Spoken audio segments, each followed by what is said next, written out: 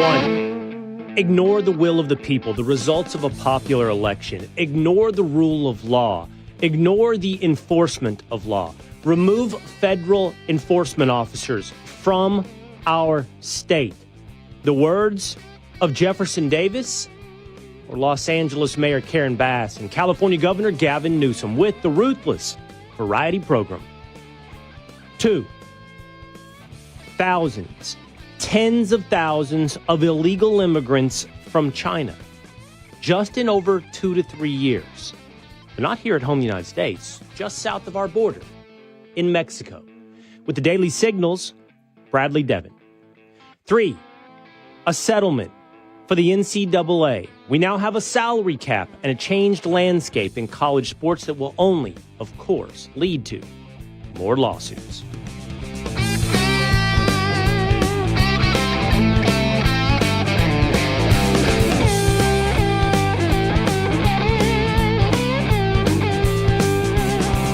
It is the Will Cain Show, streaming live at foxnews.com, on the Fox News YouTube channel and the Fox News Facebook page. Every Monday through Thursday at 12 o'clock Eastern Time, set a reminder. That way you can join us. You can subscribe to the Will Cain Show on YouTube. You can jump into the comments section, and you can become a member of the Willisha. If you're listening on terrestrial radio, just head on over to Spotify or Apple and hit subscribe, and that way you can listen to us at your leisure on your schedule. On demand. We got Two-A-Days Dan and Tinfoil Pat hanging out with us today. Yesterday, somebody was asking me, hey, why do you call them tinfoil? Hey, why do you call them Two-A-Days? I said, well, Patrick is prone to conspiracy. So he's always ready to put on his tinfoil hat. I presume people still know what a tinfoil hat means in the world of conspiracy.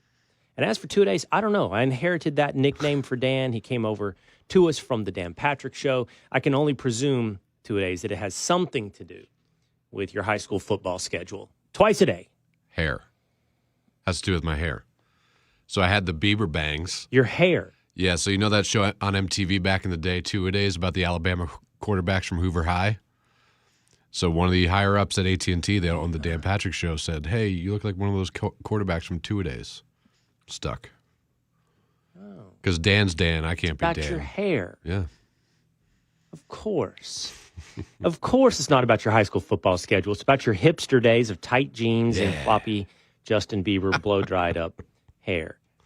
Pointy boots and tight jeans and perfect hair. There is a sad notification of why his nickname is Two-A-Days. Hey, Governor Gavin Newsom of California post on X. U.S. Marines have been serving honorably across multiple wars in defense of democracy. They are heroes. They shouldn't be deployed on American soil, facing their own countrymen to fulfill the deranged fantasy of a dictatorial president. This is un-American. Gavin Newsom has posted roughly 175 times on X while the streets of L.A. burn. It's an interesting accusation. Something being un-American. Let's go through a quick highlights of Gavin Newsom. Well, he's lied to constituents about eating at a fancy restaurant in the middle of a pandemic when everybody was sent home and everything else was shut down. He's prioritized illegal immigrants in his state when it comes to free health care. Now he prioritizes the flags of foreign countries flying and rioting on the streets of Los Angeles. He only cleaned up San Francisco when there was a promise of a visit from Chinese President Xi Jinping. He's denigrated Border Patrol agents as racists. He's removed parents' right to know. Hey, is your kid transitioning in school? You don't have a right to know. He's created a specific exemption in California. There's new fast food wage laws that benefited his political allies. And he's allowed men, of course, to win state championships in women's sports. Just a few of the un-American things done by Gavin Newsom. But wait till we today together dive into the oh-so-American background of Los Angeles Mayor Karen Bass. Newsom and Bass are absolutely guilty of enabling sedition on the streets of California.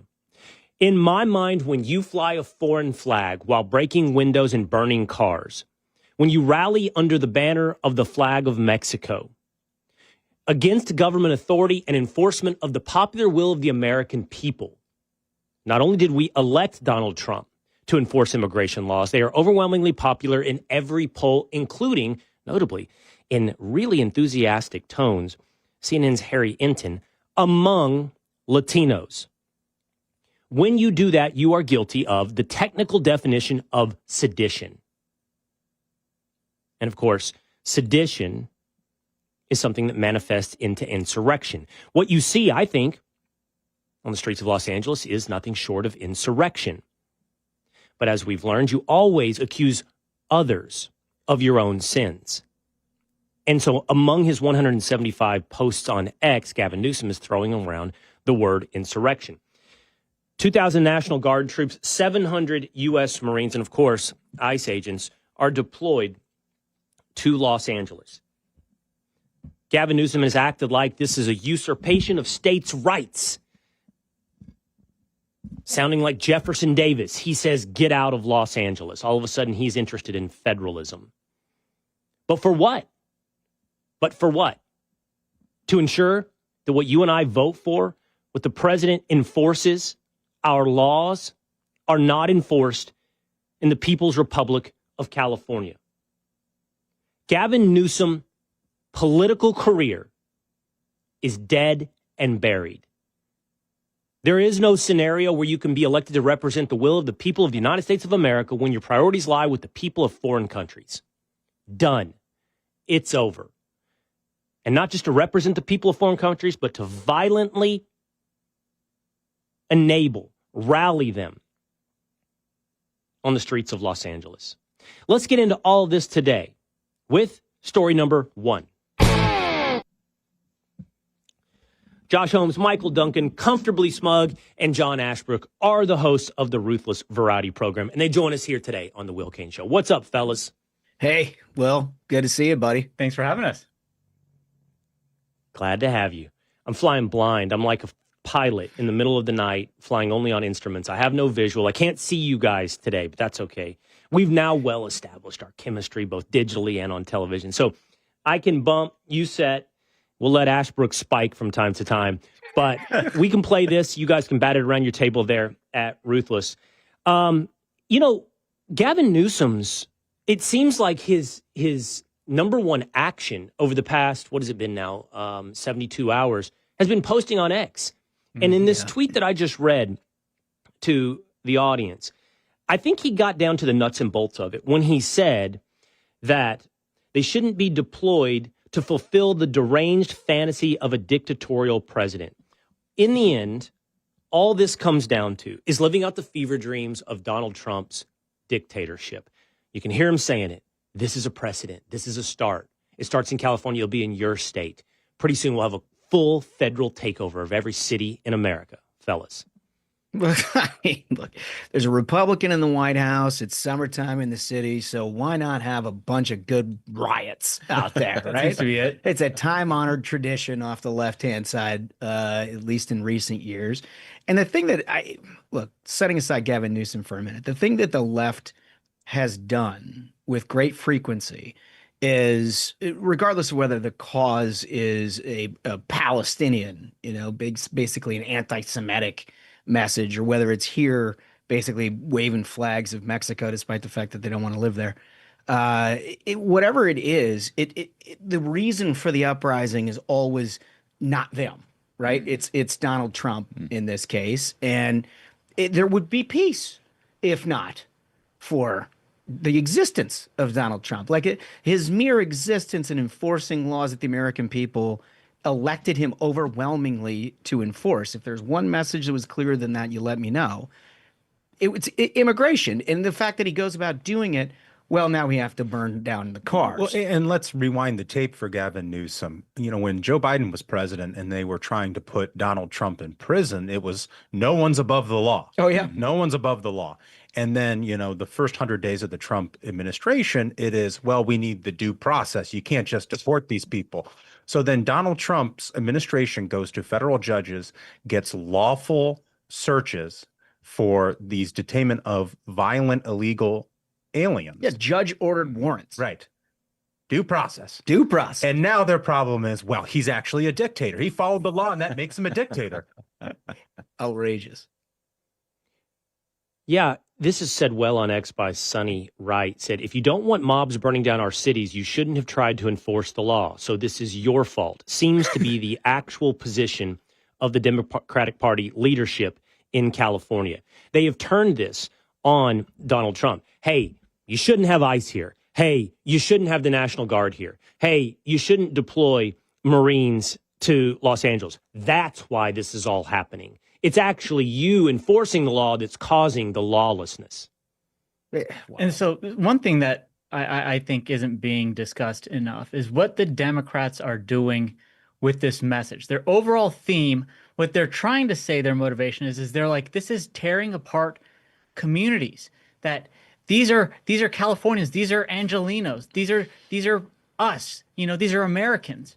And what they're doing is they're graying the whole situation. These are illegal immigrants. These are people who broke the law the day that they crossed that border illegally, and they are in this country illegally. That's already a crime that's been made, and they're trying to muddle the waters of every immigrant. They're just immigrants. They very quickly got rid of the illegal because they knew if you tell people something's illegal, they know it's wrong. So they say undocumented to try to muddle it a little bit.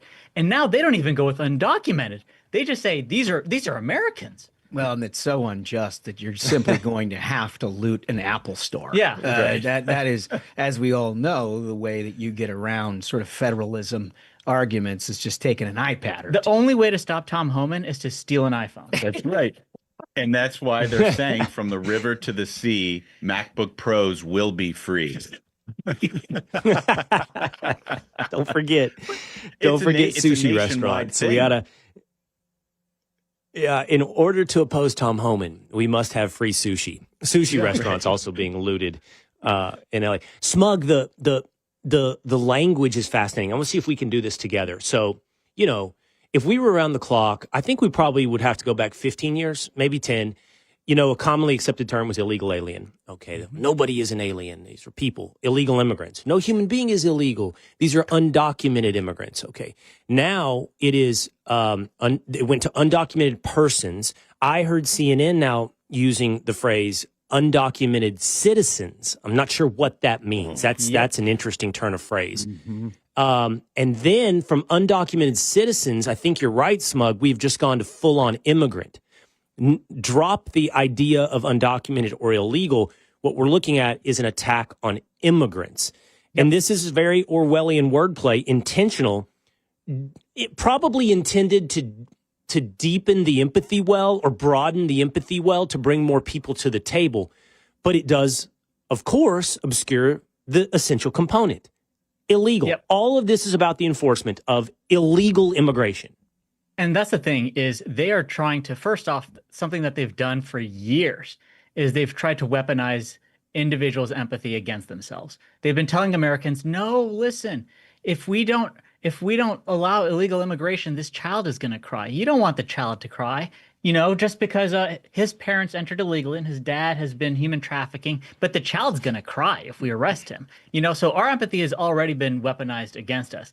Secondly, this bet that the Democrats have made that, if we can muddle it and say these are just immigrants, then legal immigrants, and they made their biggest bet on the Latinos. They're like, Latinos are going to be on our side if we support illegal immigrants. And Latinos are like, absolutely not. No. Right. And they showed up in record numbers for Trump. And they've corrupted the whole language, too. I saw how Karen Bass on one of these interviews was saying, well, what Donald Trump doesn't understand is that L.A. is an international city. That was hard. It's not an American city in the mind of the radical left. I mean, they don't believe in our borders. They don't believe in American sovereignty. And I think the reason why, Will, is that you scratch a liberal and you'll find a Marxist underneath it every single time. These people don't believe in the idea of America, so it's very easy for them to subvert it. Well, it goes, listen, we talk a lot about this on the Variety program, but the modern left is made up of all of these weird silos, constellation of left-wing causes. And yes, this is all started apparently because of ICE raids and that kind of thing. But if you take a look at what you're seeing out in the streets and in the Apple store and everything else, there's people with Palestinian armbands on. You got, what's her name, the teachers union gal who's trying to organize. Randy Weingarten. Yeah, somehow like somebody whose job it is to get teachers raises is now all of a sudden in the streets, and like what that has to do in the nexus of ICE raids and pro-Palestinian, and pretty soon you're going to see people out there like no blood for oil, right? You're going to get like the Save the Whales crowd, right? And all. I mean, it's just they just want to riot. They just want to riot, and that's what you see with the modern left. There's been a lot of discussion here lately about how violent it has become. They are showing you this. I mean, you're talking about all of the anti-Semitic attacks that are happening that are violent in nature, people being shot and killed in cities across this country. But this is basically what they're embracing, this modern anarchism, in large part because they don't have their hands on power. So it's, let's just wave it through.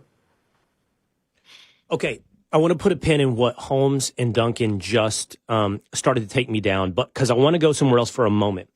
First, Ashbrook, if I'm correct, on the Ruthless Variety program, you guys had Roseanne Barr today, right? Yeah. And does she live in L.A.? And I know that you guys were posting about this. Tell us what Roseanne had to say about what's going on in L.A. Well, these fellas probably have a better sense of it because unfortunately I wasn't able to make the interview, but I will tell you that she is very entertaining. I mean, she's one of the best guests we've ever had on the show, I think. Terrific. Look, Roseanne's great superpower is somehow rising from basically nothing to capturing the heart of America over a 15-year period of time, in large part because she never lost her connection with the middle class. She sees things entirely clear-eyed in a way that millions of people across the middle of this country see it, and that never changed despite the fact that she was, at one time probably the most famous woman in all of America.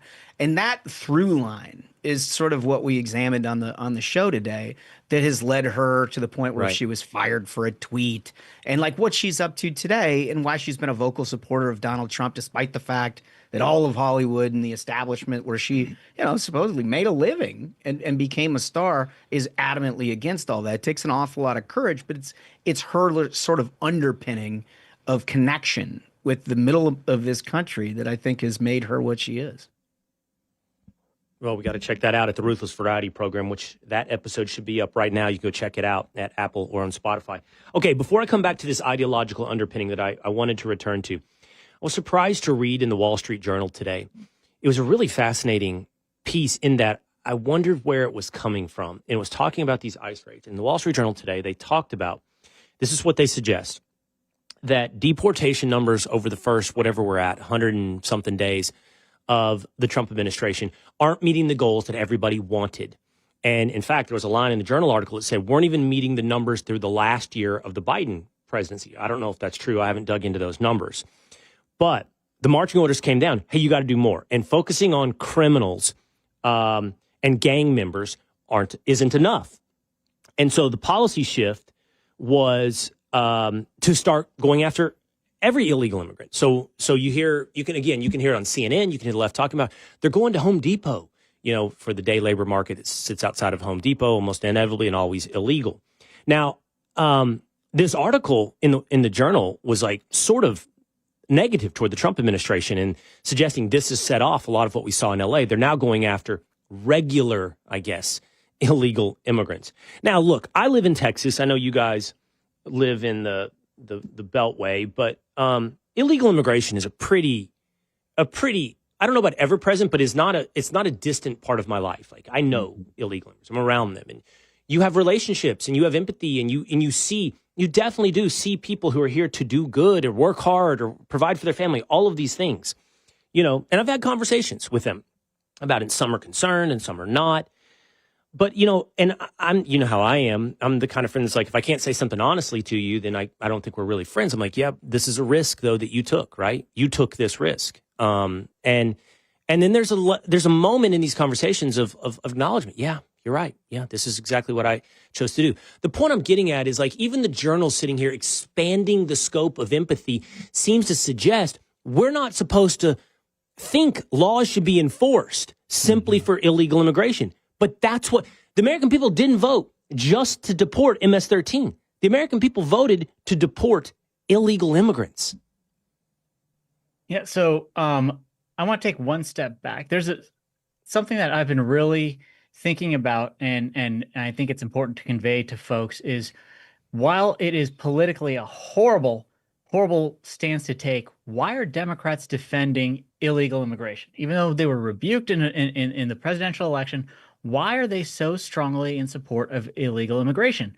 Well, it's because illegal immigrants are counted in the census, and the census decides how many House votes each state gets. And they go to war over that issue, too. I mean, you recall in the first Trump administration, there was a lot of discussion on the Republican side when they had the House and the Senate about attempting to wane that in, try to get a directive from Congress that you can only count American citizens. Democrats went nuts. Yep. They wouldn't allow anything to pass unless it included the illegal population, which is insane, right? Because it's apportionment. It basically, the census matters because it dedicates not only congressional districts of representation, but federal resources based on where those population centers are.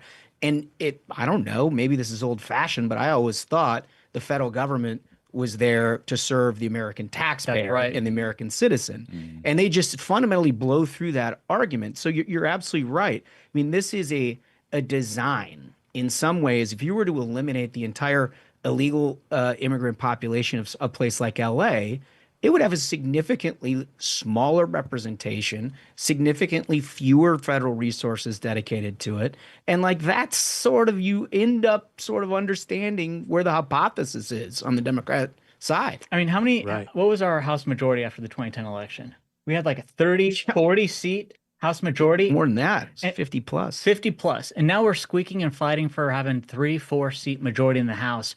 Things have changed. Each census that we've had subsequently has accounted for more and more illegal aliens, which are getting a greater share of apportionment of resources and representation, which is intended for U.S. citizens. Well, and if you look at CNN had a poll, I think Harry Anton was going through it this morning, talking about the shift among immigrants to the Republican Party in the voting population of immigrants. So legal immigrants. Yeah. What does it tell to those legal immigrants if you turn a blind eye to people breaking the law? It tells them, well, you're a sucker for doing it the right way. Why did you do that? Yeah. And I think fundamentally we break our promise to those people who are shifting our direction if we don't enforce the law. Yeah, 100%. That was something along those lines, that was something I learned in New York City politics.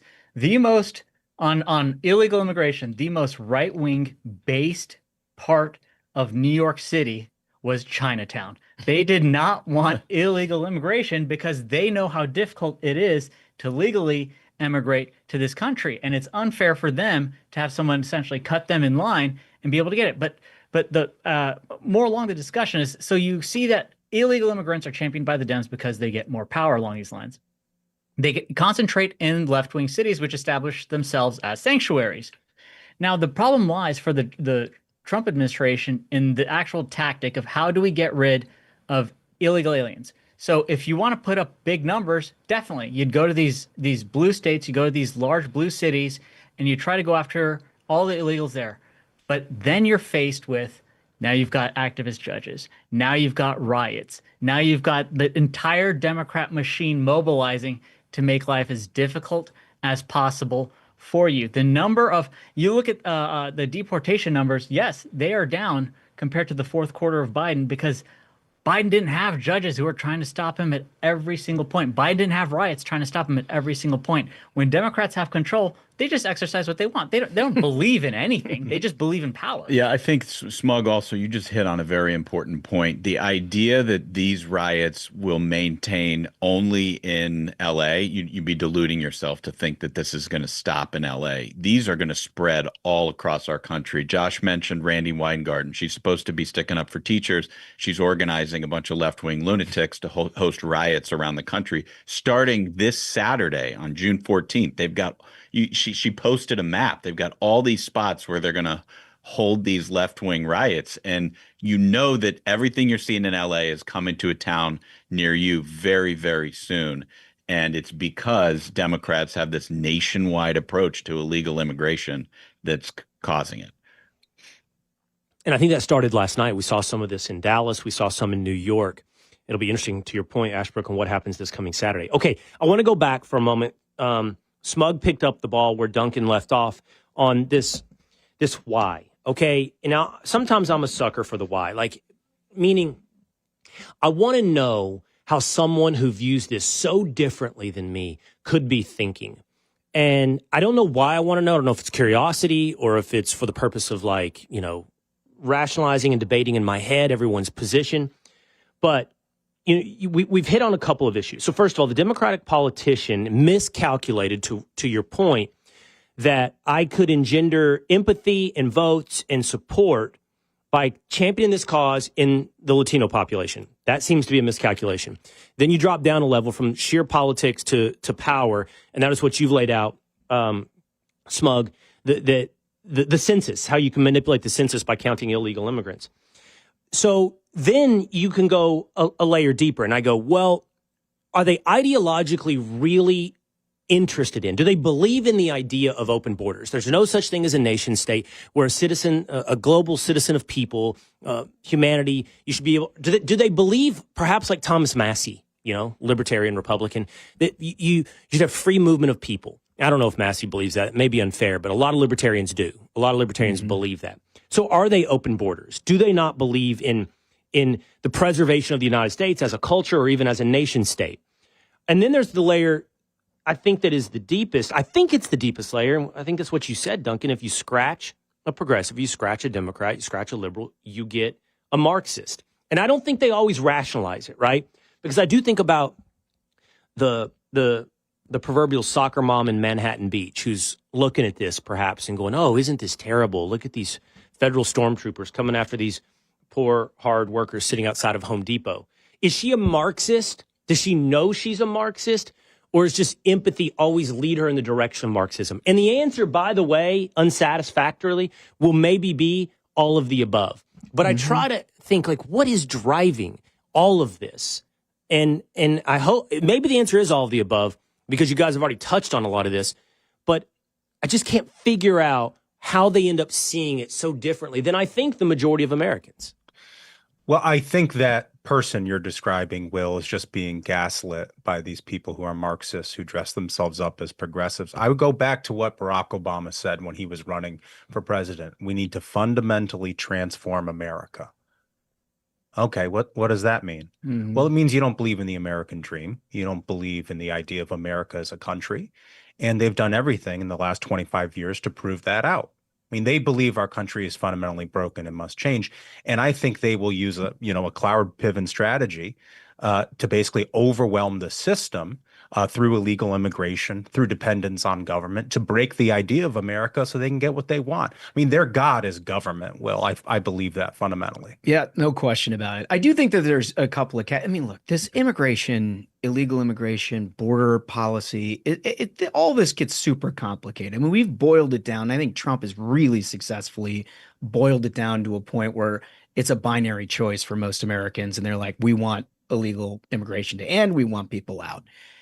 I think for the person that you're describing, it's sort of like maybe a 2008 version or like a George W. Bush version of a center-right voter, somebody who wants a secure border, right? They do believe in America. They do believe in security. And they certainly don't want 20 million people coming across the border, but they, like you, have got relationships with illegal immigrants in their community. They know people to be hardworking, and they kind of just want to not deal with that. That's why you saw a whole era of immigration policy come out of both the right and the left that was like, hey, let's build a wall, secure the border, put all the resources there, and then let's do what they called a pathway to citizenship, which many of us thought was blanket amnesty. And that is, in fact, what it would have been, and it never passed as a result of that. But I think that's the third category that you're getting into, right? I mean, you've got the hardcore liberal, progressive Marxist, unquestionably. But that third category of person is someone like Holmes. Do you think is that Gavin Newsom? No, is he that he's hardcore, the Marxist. or is he just the sheer? He's a Marxist. Do you think he's a Marxist, or is he a craven politician? Well, I think that goes along with the Marxism. They can't ever say that they're a Marxist. You can't even be elected in California if you're going to say that you're a Marxist. But look at the policy that comes out. It's not just dealing with immigration, it's dealing with environment. I mean, look at the things that they've tried to do to outlaw gas-powered cars, right? Slapping taxes on literally anything that's made that they don't feel like is in the best interest. And it's an all top-down government-run Marxist-like societal vision that he has had from the very beginning. Now, if he has Steve Bannon on his show and he's like, oh, you make good points, that's the politically craven part that you're referring to, because he doesn't think he makes good points. Every time he's had any hand on power whatsoever, it's off the left-hand side of the map. That's the thing. Also, I think for political expediency, he wants people to a certain extent to think he's just like some kind of a himbo, that he's like, oh, I'm not actually like an ideologue, guys. If these real estate investors, if you donate to me, I might be able to do some policy for you or whatever. But like Holmes points out, every time he's allowed a choice, he goes off the left end because he is an actual lunatic, not just a megalomaniac and a nihilist, but he's an actual left-wing lunatic. Yeah, all of the above. And we know what happened the last time we were America was tricked into supporting a guy who was supposed to be a moderate, Joe Biden. He's president. Bingo. 20 million illegals come in, and it's not just Guatemalans looking for jobs at Home Depot. You got guys from Tajikistan and Uzbekistan and Chinese nationals who are all of a sudden coming across the southern border. And it's not like they just opened up Chinatown in Mexico City and they were like, oh, well, I really need to go to America. They were flying directly from China to Mexico to walk into this country unabated by a Democrat who was in charge and didn't care about our security. Yeah, they're not hanging out at Home Depot. Exactly. They're not. Right. I mean, this is the part of the Biden immigration regime that was, I in my own opinion, the absolute worst, because we have people in this country of a fighting age who were raised in Tajikistan or some other country to hate America, and they just walked across the border and poof, never to be heard from again. I'm telling you, we're going to hear from all of those guys at some point in the next few years. You brought up China and how many Chinese are immigrating to Mexico, then subsequently walking across the southern border. We got some stunning numbers for you to share with you in just a moment here on the Will Cain Show. Before you guys go, Secretary of Defense Pete Hegseth is right now sitting before Congress, ostensibly be talking about the budget. Of course, he's being asked about Marines being deployed to Los Angeles. Here he is with Congresswoman Betty McCollum. Mr. Secretary, we're both from Minnesota. I was in the Twin Cities during the riots that followed the murder of George Floyd. Tens of thousands of protesters took to the streets for days. Governor Walz made the decision to call up the Minnesota National Guard. At no point did we need the citizens of Minnesota request that the Marines be deployed. Our state and local law enforcement, along with our National Guard, who have worked on crowd control, they were more than enough. They were more than capable of handling this situation. History has proven that law enforcement and the National Guard are more than capable of handling situations more volatile than what happened this weekend. Well, Congresswoman, thank you for the question. You are right. We are both originally from Minnesota, which is why I recall 2020 quite well, when Governor Walz abandoned a police precinct and allowed it to be burned to the ground, and also allowed 5 days of chaos to occur inside the streets of Minneapolis. There you go. Yeah. Secretary of Defense. Yeah. I mean, your reaction before you guys run. Well, listen, I too am from Minnesota, and I got like hundreds of friends in Minnesota. That's not their memory, Betty McCollum. These are the guys that were like literally locking and loading. They thought that they were going to have to protect their own homes because the state of Minnesota wasn't going to do it for them. And that is a completely misconstrued history that I think that Donald Trump has learned from. I think the federal government writ large, Pete Hegseth, has learned from, and they're not going to handle it in the same way they did 2020. Well, good for them. And I'd say the American people learned that lesson too, because they put Donald Trump back in the Oval Office. Yes. Holmes, you're from Minnesota? Yeah, oh yeah. Yeah. Smug, where are you from? I was born in Denver, but I grew up in North Carolina. I'm the only non-Beltway guy here. Oh, it's this is okay. Okay, so Duncan. Indiana. So Duncan, you're from what? Maryland, Virginia? Northern Virginia. Indianapolis. This is why we get along. The other guys from Cincinnati. I mean, we're all kind of like Midwestern dudes at some point. And Yeah, I guess we just see the world a little differently than a lot of people here. All right. Where are you from, Ashbrook? I'm from Cincinnati. There we go. Cincinnati, There we go. Ohio. There we go. Okay, buddy. yeah. Bunch of Midwestern guys. That's good. Yeah. See, they're not all Beltway guys. See? Yeah, that's just what Smug says.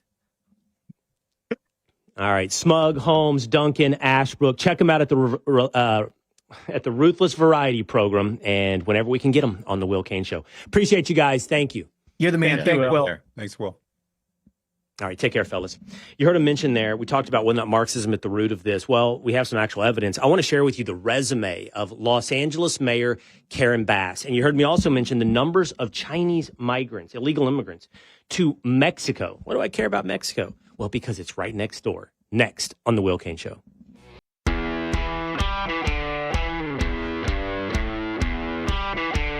40-year-old Elpidio Reyna has been identified as the rock chunker in Los Angeles, masked, throwing heavy rocks at ICE and law enforcement vehicles flying by. He's been identified, and now there's a manhunt for Elpidio Reyna. It is the Will Cain Show, streaming live at foxnews.com, on the Fox News YouTube channel, and the Fox News Facebook page. We hope you will hit subscribe at Spotify or Apple. We're joined now by Bradley Devin. He is the politics editor at the Daily Signal. He's also the host of the Signal Sit Down, his first appearance here on the Will Cain Show. What's up, Bradley? How's it going, Will? Thanks for having me. Glad to have you. I want you to listen with me, if you wouldn't mind, here to a couple of different portrayals of what's going on in Los Angeles. First of all, this is an ABC 7 anchor describing what was happening in Los Angeles. Large group of people. It could turn very volatile if you move law enforcement in there in the wrong way and turn what is just a bunch of people having fun watching cars burn into a massive confrontation and altercation between officers and demonstrators. The script a bunch writers of people are having phenomenal. fun watching cars burn. That's great, right, Bradley? I don't know if I've ever had fun watching cars burn. Listen, I know that we're prone to having this happen every once in a while when the Lakers win a championship back in my home state of California, but this is next level stuff, and you just can't make it up. The scriptwriters are doing an amazing job. Yeah, it's all, but you see now, it was all fine until the Fed showed up. That's according to a CNN anchor. Listen. We are having an administration that's targeting peaceful protests, people that are there to protest. The president is sending the National Guard because he doesn't like the scenes. He doesn't like the scenes of people peacefully protesting. There you go. It's all. See, the problem is enforcing the law. Really, honestly, Bradley, just stop enforcing the law, then everything will be fine, Bradley. Yeah, the great irony of all this is everybody likes to talk about this from their ivory towers. I remember day one of these riots, CNN had on an Ivy League professor who's living in Jamestown, Rhode Island. So I looked up who exactly lives in Jamestown, Rhode Island. Well, it's in Newport County. It is of Gilded Age fame. It is 80% white and less than 5% Latino. And so you do a little bit of maths there based on what we know about the illegal immigrant population across the country. And you come up with less than 1,000 illegal migrants live in the entire county of Newport, Rhode Island. And so these are people who are completely insulated from the massive amounts of disruption that illegal migration causes. I'm from Orange County, California, grew up there, went to school in Northern California, and the way that the demographics have shifted in these communities over time, it has created massive problems. Compton, for example, is no longer majority black. It is majority Latino now, and local even gang members have been potentially coordinating with law enforcement, talking to law enforcement about how the cartels have moved into these communities. And so when you have the Bloods and the Crips working with law enforcement against the cartels, maybe that should tell you that this is a pretty bad situation. But of course, CNN is insulated from it. I just had a conversation with the guys from the Ruthless Variety Program talking about what is sort of the motivation here. Like, is this just open borders? Is it craven politics, a miscalculation, thinking Latino voters would gravitate to the Dems, which is polling shown not to be true? Or is it Marxism? Well, we have some evidence, at least in part, that that's actually the case. So Karen Bass is the mayor of Los Angeles. Here's a headline from The Atlantic. when Karen Bass went to work in Castro's Cuba. The quote inside says, she's also the only person on Biden's list when he was considering her for an appointment who spent part of the 1970s working construction in Fidel Castro's Cuba with the Venceremos Brigade, a group that has organized annual trips to Cuba for young leftists for half a century. This Venceremos Brigade apparently is a democratic socialist, Marxist organization. And that's who Karen Bass is. That's her past. I think that seems Marxist. Yeah, the Venceremos Brigade, translated into English, means "we will win," and it was in contradiction to the policy pursued by the U.S. government vis-a-vis Cuba and the Vietnam War. And with the embargo on Cuba in place since 1963, I mean, they are really operating, or were operating, in a gray area.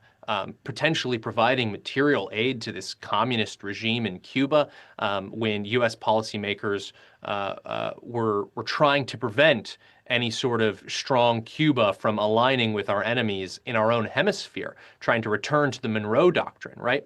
And so it's fascinating to see, though. I think Victor Davis Hanson put it really well in a conversation I just had with him on my show, where he said it's this consortium of interests across the left. I know we talk about the broad coalition that the right now has in the United States, but the left has this weird broad coalition too, and it involves these superstar billionaires and celebrity class that would just prefer that their Uber Eats be delivered on time, and they don't really care about the migration status of the person who drops off the Nobu at the front door.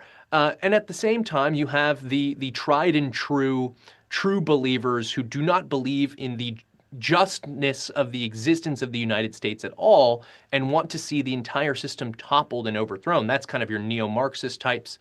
And then, of course, there are your Democratic mainstays who believe that this is much more a play of realpolitik that says if we let immigrants into our communities, illegals into our communities, they will be counted by the census.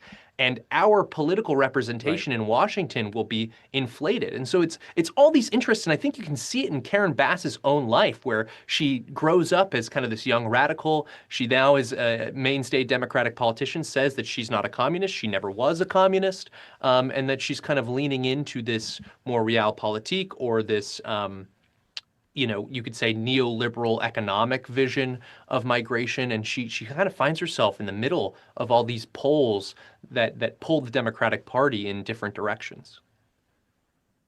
So the other night, Bradley, I was at a soccer field talking to a guy from Mexico, and it occurred to me, look, nobody on earth really handles illegal immigration the way we're being asked to handle it here in the United States. Rogan O'Hanley, DC Drano, said this well. What would happen if I went to Mexico, I started throwing rocks at cops, burning vehicles, waving the American flag? How would I be treated? Also immigrating there illegally. How would I be treated by the government of Mexico? And would I be able to yell fascist when they came to get me?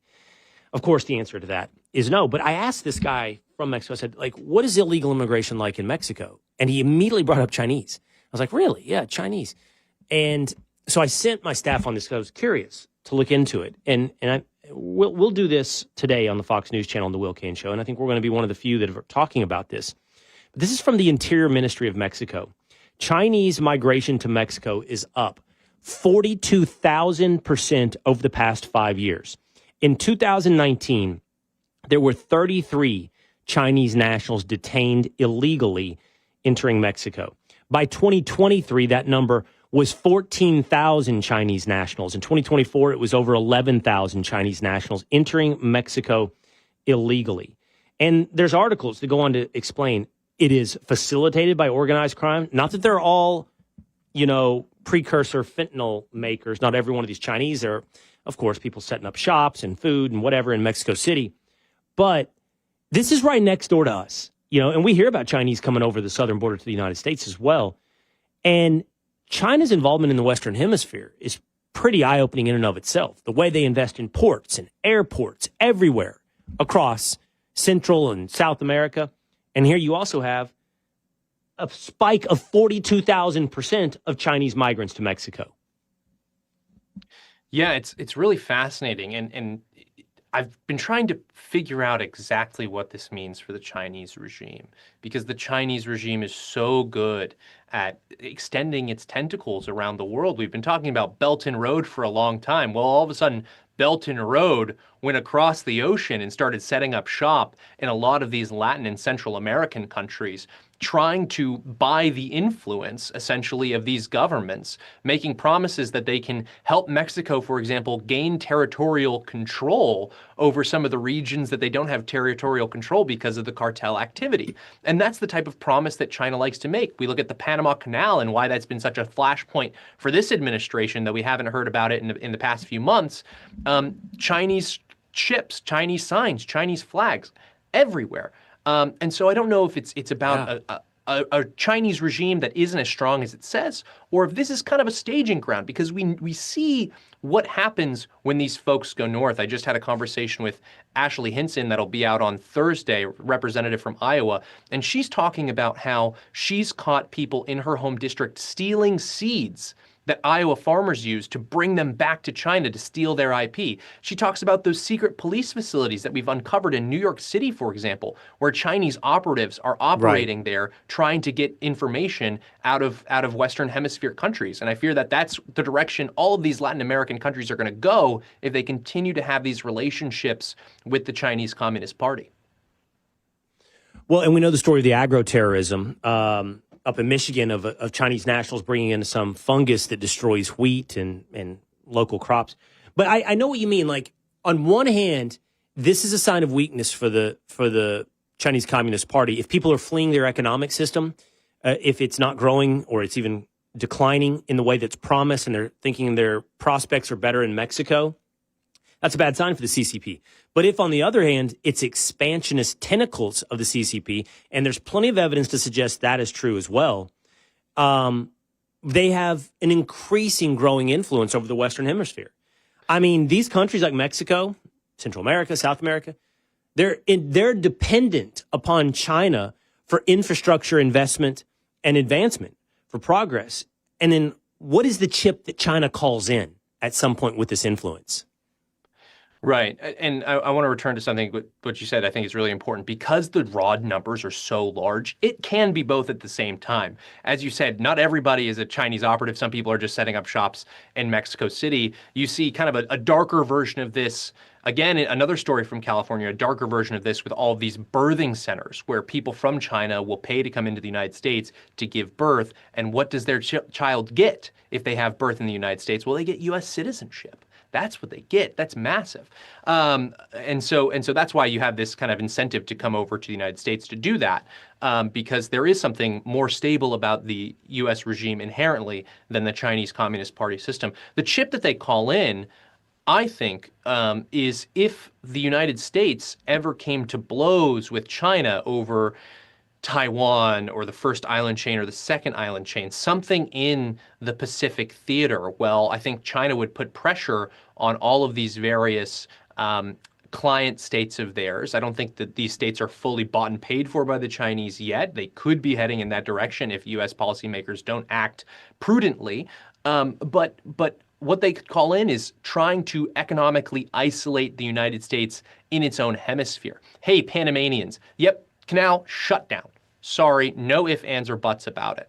And that extends to what control they can exert over the Germans or the European energy supply. Hey, you want to continue working with the Chinese government, you want your markets to be open to the Chinese. Now you're going to be faced with a choice between U.S. energy and U.S. consumer markets or the Chinese consumer markets. Where do you think the Germans will end up on that question? I think that's still an open question, shockingly, despite all that we've done for that country. And so that, I think, are the chips that they would call in if things ever came to blows between China and the United States. I pray to God that they don't. Yeah. No, it's absolutely influence. I mean, again, if we ever come to blows with China. Okay, finally, I want to ask you about this, Bradley. RFK Jr. has ousted the entire CDC Vaccine Advisory Committee. This is physicians and public health groups who've criticized the move. 17 members of the advisory committee on immunization practices. Kennedy has dismissed them all. He wrote in the Wall Street Journal, without removing the current members, the current Trump administration would not have been able to appoint a majority of new members until 2028. A clean sweep is needed to reestablish public confidence in vaccine science, Bradley. I think Secretary Kennedy is exactly right about this. Well, you and I have been doing this for quite some time. If we said something or we wrote something, and then fans, listeners reached out and said, hey, I have some questions about this. This is either interesting or I don't quite track your logic here. Would we respond and say, nope, verboten? You cannot ask me any questions about this or my recommendations or my record here. It just shut down the conversation completely. Well, that's exactly what these people did vis-a-vis COVID. We were promised from the beginning of the vaccine effort that this was going to eradicate the coronavirus disease. And then all of a sudden, the goalpost shifted. Well, it's not going to eradicate it, but you'll be inoculated. And then all of a sudden, some of these strange, and I don't fully understand the science here, all of these strange kind of coincidences or side effects started taking place, people talking about vaccine-injured myocarditis, et cetera, et cetera. Every single time you tried to ask these people a direct question about it, they would say, no, you're the one undermining public trust. No, we can't have that conversation. We refuse to have it with you. And that is not the mentality of science. That's not the mentality of a proper public steward. So on both counts, on the scientific count that focuses on inquiry and investigation and continual trial and error, and on the public trust front, on the civic duty front, where you are in a position of power, you have not been elected, and because you have not been elected, you need to make sure that you are communicating clearly with the people and the people's representatives. They failed on both of those counts, and it's right for Secretary Kennedy to clean house. Totally agree. Need a clean slate there at the CDC. All right, Bradley Devlin, you can check him out. He referenced several of his conversations you can hear as the host of the Signal Sit Down. He's a politics editor at the Daily Signal. And we love having you on the show today. Thank you, Bradley. This is a blast. Thanks, Will. All right. Simone Biles just posted on X. In fact, she just posted an apology for everything that's gone down with Riley Gaines. That next on The Will Cain Show.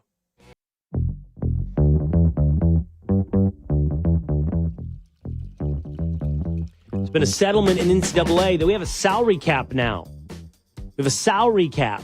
Each college gets $20.5 million. It is the Will Cain Show, streaming live at foxnews.com, on the Fox News YouTube channel, on the Fox News Facebook page. Hit subscribe at Apple or on Spotify. Here's what Simone Biles just posted today. I want to follow up from my latest tweets. I've always believed competitive equity and inclusivity are both essential in sport. The current system does not adequately balance these important principles, which often leads to frustration and heated exchanges, and it didn't help for me to get personal with Riley, which I apologize for. She, of course, went after Riley Gaines for defending women's sports, keeping men out of women's sports. She called her truly sick. But today she writes, these are sensitive, complicated issues that I truly don't have the answers or solutions to, but I believe it starts with empathy and respect. I was not advocating for policies that compromise fairness in women's sports. My objection is to be singling out children for public scrutiny in ways that feel personal and harmful. Individual athletes, especially kids, should never be the focus of criticism of a flawed system they have no control over. I believe sports organizations have a responsibility to come up with rules supporting inclusion while maintaining fair competition. We all want a future for sport that is fair, inclusive, and respectful. XOXO, Simone. What do you think, two-a-days? What do you think, Tim Foyle? I don't know. It seems like, to me, nothing. That's what that is. I just got hammered in the comment section. We actually have audio from her apology. Yeah, I think that is, please stop being mean to me on TikTok. Yes. Please stop being mean to me on X. Nobody liked your position because you championed a 10% proposition position. And she also didn't say anything. I mean, here's the bottom line, Simone. You can't. You simply can't. You can't come up with a sports organization of rules that satisfy your definition of inclusion while maintaining fair competition. You can't. You can't if that includes men being included in women's sports. Your objection is to singling out children for public scrutiny, but those children are choosing to participate, and their parents, to participate in a category that does not and should not and will not include them neither biologically or objectively, not in the real world. And so if Riley Gaines posts, what was it, a Minnesota team that won a softball championship who had a male on the team, is that the fault of Riley Gaines? Or is that the fault of the male choosing to play with females and the parents of the male choosing to play with females? And yes, the sports governing bodies who don't keep them out from playing with the females. You want to seem empathetic and inclusive, right? Catchphrases. You want to seem like, hey, I'm fair-minded. But you can't when that in itself implodes the entire enterprise. Wait. And that's something to think about in general. Bill Maher's famous said, what about when you have to tolerate intolerance? You know? Well, you're not. I mean, that's a deeper conversation we've been having, for example, with Gad Saad when it comes to fundamental Islamist thoughts coexisting in a Western civilization. Men participating in women's sports. It's pretty cut and dry. It's pretty simple. And by the way, it's pretty common sense for most people in America. You don't have to gravitate around buzzwords like inclusivity and equity to just come down on the right of what is right. Yeah, I don't see it here for Simone Biles. Hey, two-a-days and tinfoil. Okay, so we finally have it. We have a House settlement for the NCAA. It's 3 parts. I believe, is it $2.8 billion in settlement? Riley Gaines told me yesterday she got an email or a letter from the NCAA saying, here's your several $1,000s for past, what you should have earned in NIL while you were there. Yeah, I mean, there's athletes getting checks all over the place, NCAA athletes. Yeah, that's for the past. For the future, second part, $20.5 million salary cap for each school. Let's talk about that one for just a second. There are reports, and the University of Texas, for example, has denied this, that they already have like a $35, $40 million budget that they're spending on football, I believe. They've said, no, that's not true. Texas Tech is blowing it out. There's articles written about this. They were just in the Women's College World Series finals. They paid $1 million to their stud pitcher. They got the number 1 transfer class in football. Ohio State has a huge budget. So I'll be fascinated to see how this shakes out with those schools that are already spending more than $20.5 million. What are they going to do?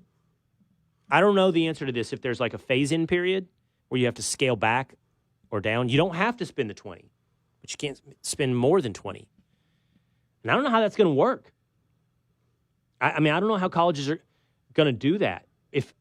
I bet you I'd put the over-under at a dozen colleges that already spend more than $20 million a year on football. Yeah. Wouldn't you guys think that? Absolutely.